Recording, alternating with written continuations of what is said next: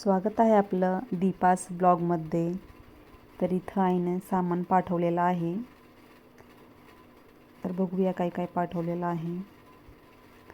तर उद्या उपवास आहे, मोठी एकादशी आहे. तर त्यासाठी काशीफळ, भोपळा, रामफळ आणि श्लोकसाठी बिस्किट पाठवलेले आहेत. श्लोकला क्रीमचे बिस्किट आवडतात म्हणून. शेवग्याच्या शेंगा, वांगी आणि बालुशाही असं काही पाठवलेलं आहे. तर आता मी मस्त अशी ताजी शेवग्याच्या शेंगाची भाजी बनवते. तर बघा माहेर जवळ असण्याचे फायदे. किती सगळं पाठवलेलं आहे आईने.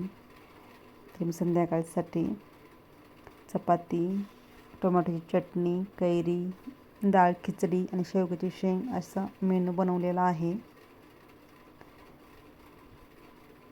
तर संध्याकाळची तयारी मी लवकरच केलेली आहे, कारण संध्याकाळी आहे IPL श्लोकच्या आणि माझ्या आवडीची टीमचं.